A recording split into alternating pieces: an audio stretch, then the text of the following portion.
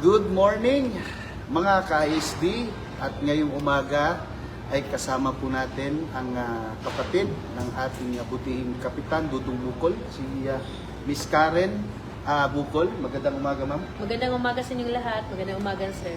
Ayan, so ngayon po ay guest po natin siya, hindi lamang guest, kasama po natin siya sa ISD 2028 movement na ito po ay sa probinsya po ng Davao del Sur. Okay, so mga ka-ISD po natin, yung mga nanonood ngayon, paki-share po ng ating live at yung mga, syempre yung mga follower po. Followers ni Kap. Oo. Shoutout na natadaan. Followers po ni Kap, pa-share po ng live ng ISD Ayan. po. Alright, so ngayong umaga meron lang kaming pag-uusapan tungkol po ito sa pagiging sasabihin na lang natin, ito yung totoo, mga diehard talaga kami rito, solid Duterte supporter po kami. Okay, kaya nabuo po ang ISD. Okay, so konting background muna tayo, Miss Karen, Ang ISD or ang Inday Sara 2028 movement ay ginawa po natin o binuo po natin ito way back 2024. Sa pangunguna po ng ating president, founder po ng ISD, walang iba, ang dati po nating commissioner ng Games and Amusement Board, no? Si Commissioner Mar Masanggit. Okay, so in behalf of him, ako po ang nandito at ako naman ay binigyan ng posisyon sa ISD bilang isang vice president ng ating movement. Ang political will po ng ating ISD or yung ating objective, bakit po ito nasimulan, ay dahil doon po sa tinatawag po nating clamor. Yung gusto po ng mga kababayan nating Pilipino dahil po sa nangyayari ngayon sa ating bansa. Tama, ma'am? Yes, tama. Kaya ang ginagawa po natin, bumuo po tayo ng ganito upang magkaroon po ng solid supporter. Ang solid na talaga supporter ng Duterte. Pero kailangan lang po, meron tayong mga frontliner, mga movers. We have almost 5 million kung activated na po lahat yan. Iisan lang po, pupuntahan na lang po yung ating mga kasamahan sa iba't ibang lugar, lalong sa Mindanao, solid na tayo. Okay? So yun po ang ating political will, na magkaroon po tayo ng pagkakaisa para isulong itong pagiging pangulo ng ating butihing VP Sara. Okay. So Miss Karen, ito muna para at least maano natin yung ating mga ka-ISD. Ano po ang background ng isang J. Karen Bukol? Ako po ay isang kapatid lang ni Kapitan Dudong Bukol. Sa ngayon kasi, wala na siya. Kaya ako yung nagpapatuloy sa mga plano niya po para isulong ang pagsuporta ang VP Sara, lalo na yung kapatid ko is #1 fan talaga ng mga Duterte family. Kahit doon sa lugar namin, kahit sinong tanongin nyo, pag sinabi Kapitan Dudong Bukol, Duterte, Duterte talaga yan. Hindi talaga mabibili kahit baliktarin man siya, hindi. Duterte yan. Kaya ako, naniniwala ako na ipagpapatuloy ko yung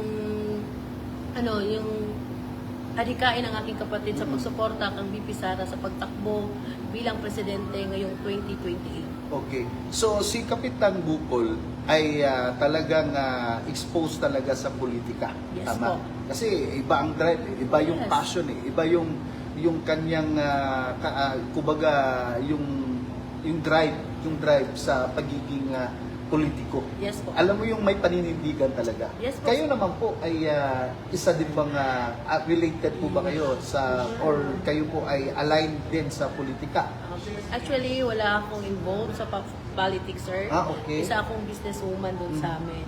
Ako yung nag-aalaga, namumuno sa negosyo ng parents ko. Ngayon lang talaga ako medyo sumali sa politics nung namatay yung kapatid ko. Kasi sino pa ba ang magsasalita kundi ako? Correct. Yes, diba? Yun ang pinakamaganda no? Yung pagiging isang supporter ng Duterte, hindi pwedeng kailanman patatahimikin ng ganun-ganun lang. Alam nyo, yung mga sa nangyaring ganyan, mas umusbong, mas dumami, mas naging solid, mas naging matatag Yes po. ang samahan ng mga supporter, lalo na para kay VP Inday Sara Duterte. Ito, maiba po ako. Dito po tayo sa tanong na to. Ano po ba ang background ni Kapitan Dudong Bukol? Sa simula pa lang. Ikaw po ay nakababatang kapatid, Ang diba? panganay po niya. Panganay po kayo. Okay. Ano pa talaga or background ni Kapitan Dudong Bukol? Si Kapitan Dudong Bukol is, bata pa lang siya, nakasali na talaga siya sa politics, sir. Alright. Sa edad na 16 years old, naging SK na po siya sa lugar namin. And then, naging SK Federation. Tsaka naging City Councilor sa edad na 17 years old. Yes 17? po, 17. And then, tumakbo ulit siya ng kapitan. Sa unang termino, naging kapitan siya at saka naging ABC president. Kaya naging board member din siya. So, hanggang sa second term niya, naging ganun din po, ABC president. Sa lawak sa tagal na panahon na paninirvisyon ng aking kapatid, marami na talaga siyang alam regarding sa politics. Sa una pa lang, naging SK siya, ina-idolize na talaga yung pamumuno ni Tatay Digong. Kaya nung nangyari kay Tatay Digong, nung dinala sa ICC, isa talaga siya doon sa aming lugar sa Davao del Sur na nangunang manawagan sa mga tao para ipaabot sa Duterte family ang kanilang galit at suporta sa nangyari sa kanilang pamilya. Yeah. So, ako naman, kitang-kita namin yun. Kasi nung time na nagkaroon tayo ng tinatawag na bring him home, bring home Tatay Digong, nadadaanan namin yung Davao del Sur. Tsaka ang dami talagang tao. Ang dami talagang tao. Tsaka ang ibig sabihin noon, doon pa lang, eto balikan na natin, bata pa siya, talagang nasa dugo niya na talaga. Yes po. Nasa passion niya na talaga Yes, yung pagiging politiko. Yes po. Ano Tsaka ba yung yung mga idol nagawa? niya. Before siya naging kapitan or naging ganito ngayon, yung support naman ng magulang ninyo. Actually, sir, yung support ng magulang namin is solid din talaga. Ever since then, yung pamilya namin, Duterte rin. Kasi tinatanaw namin dito yung gawa ni Tatay Digong dito Yes. sa Davao. Oo. Yun, kaya ina-idolize namin magkakapatid talaga ang pamilyang Duterte. Hindi lang si BP Sara, kundi silang lahat po talaga ang idol namin. Especially si Tatay Digong. Kaya masakit din sa amin yung nangyari sa kanya. Parang nakita ko lang yung senaryo nito mga ka-ISD. Pero although hindi naman pare-pareho, pero yung pamilyang Duterte kay tatay, apat naman sila, di ba? Pero makikita mo talagang yung nagsta-stand talaga na talagang matatapang yung tatlo. Di ba? Sa inyo tatlo, isang babae, dalawang lalaki. Yes. Sa kanila naman, isang babae, dalawang lalaki. Puro matatapang. Okay, sige. Ito po yung teka lang, hindi ko lang kasi makita eh. Ay, shoutout natin yung mga nanonood sa atin. Na Bernie, nandiyan po sa ating live po natin. Ayan po. Okay. So, iba talaga yung katangian ng isang Dudong Bukol. Yes po, iba Kahit talaga. kayo, di ba? Parang napunta na sa inyo ngayon ito. Yes po. No? Hindi ko naman din kayang tanggapin na manahimik na lang Yes, sa oo. nangyari sa kapatid ko po. So, balikan lang natin kung okay lang. Nung time na nangyari yun, wala ba kayong tinatawag na, siyempre, yung iba, bakit ka kasi pumasok sa ganito? Bakit pa kasi ganito, ganyan? Wala naman kayong ganun. Actually, sir, wala. Kasi nakita din namin yung prinsipyo at paninindigan ng aking kapatid na wala naman siyang ginawa talagang mali.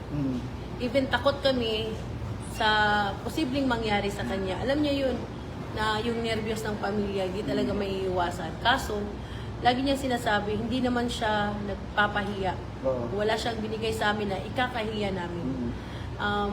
Yung prinsipyo at paninindigan niya is yung pinandidigan talaga niya yung karapatan ng tao. Yun talaga yung pinagsusulong ng kapatid ko. Kaya masakit sa akin na nangyari sa kanya yun kasi nakita ko naman maayos yung trabaho niya. Wala siyang tinapakan na tao. Yun ang pinakamasakit sa akin na ganun siya pinatay. Saksi lahat po ng tao kung Lahat. gano brutal na pinatay ang aking kapatid. Yun po. Ayan, so ayun, makita naman natin yung nangyari talaga yun. Pero ang pinaka mensahe nung nangyari, isang ano ba, isang ah, prinsipyo na sinasabi. Yes po. 'Di ba meron pa nga ewan ko kung narinig ko kasi doon sa kanyang video. Pinipilit pa nga si Kap Bukol, 'di ba, Dudong na pumunta ka na lang dito, pero sabi niya hindi, maninindigan ako. Kahit na anumang mangyari, Duterte ako. Yes, makikita Diba? naman natin sa live yun, Oo. sir, na Yung sinabi may niya. mga tao talaga na nahihingkayat sa Na, kanya. oy, kayat na, Bumaliktad siya bumaliktad, sa oo. administrasyon Yes, ngayon. oo. Kaso sinabi ng kapatid ko, kahit hindi pa makatakbo si VP Duterte pa rin kami. Oo. Yun yung prinsipyo ng kapatid ko na hindi talaga nila madadaig at saka di nila mabibili. Oo. At ito pa, lumabas din doon sa interview ni VP Sara doon sa SMNI News, yung kanyang weekly program, yung ibalik ang tapang at malasakit ni si Banat Bay tsaka yung Banateros. Ako po. Oo.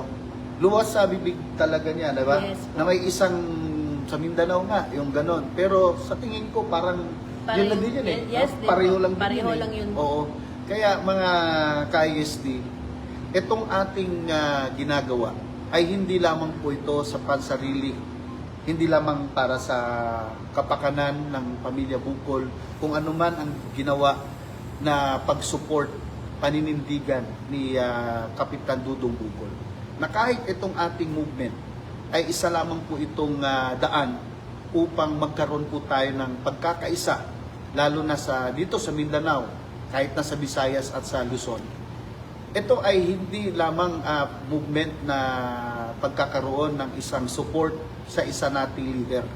Ito po ay pagpapakita ng ating paninindigan. Ito din po ay pagpapakita na tayo ay hindi po pwedeng manahimik na lamang dahil sa ginagawa ng administrasyong ito. Ang ISD ay isa pong patunay na ang demokrasya ng ating bansa ay nandiyon pa rin. Pero, yun lang, yung iba ay gustong patahimikin yung sumusulong ng totoong pagbabago. Kaya sa tagline ngayon sa yung programa ni VP Inday Sara, ibalik ang tapang at malasakit. Yun ang nawala sa administrasyon na ito. Nawala ang tapang, nawala ang malasakit. Kusa ay tinatawag nila, Ma'am Karen, yung pansarili lamang yung kanilang iniisip. Yes. Kaya nawala yung respeto ng mga Pilipino sa gobyerno ito. Ito naman, Mas Karen, no? Maraming salamat dun sa background na ibinigay mo kay Kap Dudong Bukol. Ang ating panalangin, yung dasal natin, ay talagang nakikita naman natin na nakukuha na natin unti-unti yung justisya. Ngayon naman, speaking of ISD, sila po ay magkakaroon at sila po yung hawak ng ating provincial head coordination sa lugar po ng Davao del Sur, sa buong Davao del Sur. So magkakaroon po tayo ng headquarters. Yes po, tama? Don. Okay, so ito po ay mangyayari, magkakaroon po tayo ng opening pero Yes. wala pa Wala tayong pang exact date. Wala pang exact date. So, kamusta? Ready na po ba ang ating mga kasamahan, kababayan sa Davao del Sur? Yes po, handang-handa na po kami at katunayan, mag-announce kami ng ground launching ng ating office doon sa ISD, doon sa Davao del Sur. Alright? So, within this week, Yes po. okay, depende sa inyo kung kailan. Basta Yes, i-text nyo lang kami kung kailan Yes yan. po, sir. Kaya sa lahat po ng ating mga ka-ISD, yung ating headquarter ay bahay po natin. No? Bahay ng tapang at palasakit. Doon po sa Davao del Sur. At ito pa, para naman po doon sa hinahanap natin na justisya para kay Kap Dudong Bukol. Unti-unti nang nakamit. Ano naman po yung update na lang po tayo. Actually, may nakasuhan na din kami bago lang, noong February 27, Alright. yung nagsauli ng pitaka, si Silvestre Derecho. Okay. And I hope po, doon talaga mag-uumpisa yung kaso. Mag-uumpisa yung investigation na sino-sino talaga yung nagplano at nagtraidor sa aking kapatid para patayin siya ng ganun-ganun. Ayan na. So, kaya yung mga, yan yung kumbaga tawag dito, yung umpisa. Yes po. Step 1 na yan. Yes Sunod-sunod na yan. Kaya nagpapasalamat din tayo sa ating Yes mga po. kasamahan sa ano. SITG, nagpapasalamat din ako sa inyong effort. Nakita ko po talaga yung dedication nyo para ma-solve yung kaso ng aking kapatid, yung case sa aking kapatid. I hope po na di lang tayo mahinto dito. Sana ito na talaga yung umpisa para ma-solve at mabigyan na natin ng justice ang pagkamatay ng aking kapatid na si Kapitan Dudong Bukol Jr. Ayan. So, maraming salamat, Miss Karen, Maraming salamat sa po, Sir ibinigay Robin. niyo po sa amin na pagkakataon na makasama, ma-interview kayo kahit sa munting panahon lang, pero mahaba pa rin yung pagsasamahan Yes, natin. 2028 pa. Yes, Magkakaroon pa tayo ng labanan sa 2028. Although, sasabihin na naman ng iba, yung mga trolls natin na mga nanonood sa atin ngayon, shout out sa inyo, baka sasabihin na naman nila, wala na. O, No. relax lang kayo. Okay, yung Sir baraha. Robin, claim na natin, VP Sara, Presidente na. sa 2028. Baka nga hindi nga Aabot. naabot ng 2028 eh. Alam mo naman may iniinda na eh. Yes, Diba? tama. Nakita mo ba yung video? Ito, ano lang, puntahan lang natin saglit. Nakita mo ba yung video kanina na nilabas? Yes po. Tumulo yung Tumulo na yung sipon. sipon. Ewan ko ba, sa lamig ba yun? O baka sa hindi na talaga kaya ng kanyang ilong na magsingot? Okay, manhid na siguro yung ilong niya. Kaya mga kaibigan, mga ka-ISD, ang ISD 2020 movement, ay ito po ang ating sandalan. Yes. Ito po ang ating samahan. Ito po ang ating kilusan ng tunay na pagbabago. At ang sabi nga ni VP Inday Sara, ibalik natin ang tapang at malasakit. May tapang upang disiplinahin ang Pilipino sa tamang pamamaraan, malasakit upang maibigay ang tamang serbisyo para sa Pilipinas at para sa Pilipino. Kaya kami po dito sa ISD, nagpapasalamat po sa inyo lahat. Miss Karen, mensahe mo na lang sa kanila. Thank you po sa lahat ng sumusuporta sa ISD, lalo-lalo na sa aking kapatid na until now nagdadasal para makamit ang kanyang hustisya. Tandaan po natin, ang ISD po ay voluntaryong nagsusuporta para sa pagtakbo ni VP Sara ngayong Presidential 2028. Sana po di tayo magsama-sama po tayo lahat. Ipakita po natin ang suporta kay VP Sara sa pagtakbo niya sa 2028 presidential elections. Ayan. Maraming salamat, Miss Karen, ha. Sabi ni Miss Karen, sama-sama tayo, walang iwanan dito hanggang sa dulo. Yes po. Mga ka-ISD, ako po ang inyong ka-ISD, Ruben Gonzaga, at sa ngalan po ng ating founder, president, ang Commissioner Mar Masanggid, at sa lahat po ng mga regional head coordinators natin from Region 9, Region 10, Region 11, Region 12, at Caraga Region at BARM. At sa lahat ng mga volunteer, kaisa po natin si Miss Karen ng Davao del Sur, na kahit ano man ang mangyari, ang ating paninindigan ay hindi magbabago para sa Diyos at para sa bayan. Maraming salamat and God bless us all.